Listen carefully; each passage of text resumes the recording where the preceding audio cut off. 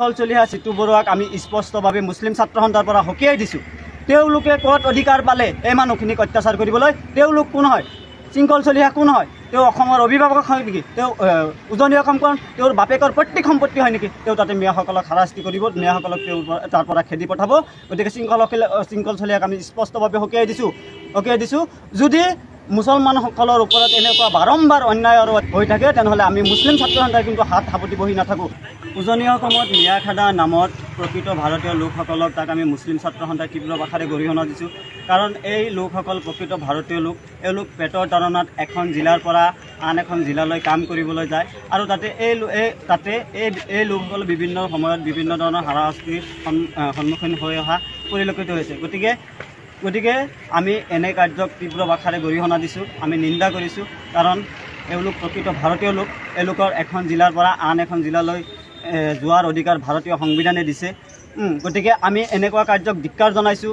শৃংখল চলি অহা চিতু বৰুৱাক আমি স্পষ্টভাৱে মুছলিম ছাত্ৰ সন্থাৰ পৰা সকীয়াই দিছোঁ। তেওঁলোকে ক'ত অধিকাৰ পালে এই মানুহখিনিক অত্যাচাৰ কৰিবলৈ? তেওঁলোক কোন হয়? শৃংখল চলি অহা কোন হয়? তেওঁ অসমৰ অভিভাৱক হয় নেকি? তেওঁ উজনি অসমখন তেওঁৰ বাপেকৰ পৈতৃক সম্পত্তি হয় নেকি? তেওঁ তাতে মিয়াসকলক হাৰাশাস্তি কৰিব, মিয়াসকলক তেওঁ তাৰ পৰা খেদি পঠাব। গতিকে শৃংখল চলি অহাক আমি স্পষ্টভাৱে সকীয়াই দিছোঁ। যদি মুছলমানসকলৰ ওপৰত এনেকুৱা বাৰম্বাৰ অন্যায় আৰু হৈ থাকে, তেনেহ'লে আমি মুছলিম ছাত্ৰ সন্থাই কিন্তু হাত সাৱটি বহি নাথাকোঁ। উজনি অসমত মিয়াখাদা নামত প্ৰকৃত ভাৰতীয় লোকসকলক তাক আমি মুছলিম ছাত্ৰ সন্থাই তীব্ৰ ভাষাৰে গৰিহণা দিছোঁ। কাৰণ এই লোকসকল প্ৰকৃত ভাৰতীয় লোক। এওঁলোক পেটৰ তাৰণাত এখন জিলাৰ পৰা আন এখন জিলালৈ কাম কৰিবলৈ যায় আৰু তাতে এই লোকসকল বিভিন্ন সময়ত বিভিন্ন ধৰণৰ হাৰাশাস্তিৰ সন্মুখীন হৈ অহা পৰিলক্ষিত হৈছে। গতিকে আমি এনে কাৰ্যক তীব্ৰ ভাষাৰে গৰিহণা দিছোঁ, আমি নিন্দা কৰিছোঁ। কাৰণ এওঁলোক প্ৰকৃত ভাৰতীয় লোক। এওঁলোকৰ এখন জিলাৰ পৰা আন এখন জিলালৈ যোৱাৰ অধিকাৰ ভাৰতীয় সংবিধানে দিছে। গতিকে আমি এনেকুৱা কাৰ্যক ধিক্কাৰ জনাইছোঁ। শৃংখল চলি অহা চিতু বৰুৱাক আমি স্পষ্টভাৱে মুছলিম ছাত্ৰ সন্থাৰ পৰা সকীয়াই দিছোঁ। তেওঁলোকে ক'ত অধিকাৰ পালে এই মানুহখিনিক অত্যাচাৰ কৰিবলৈ? তেওঁলোক কোন হয়? শৃংখল চলি অহা কোন হয়? তেওঁ অসমৰ অভিভাৱক হয় নেকি? তেওঁ উজনি অসমখন তেওঁৰ বাপেকৰ পৈতৃক সম্পত্তি হয় নেকি? তেওঁ তাতে মিয়াসকলক হাৰাশাস্তি কৰিব, মিয়াসকলক তেওঁ তাৰ পৰা খেদি পঠাব।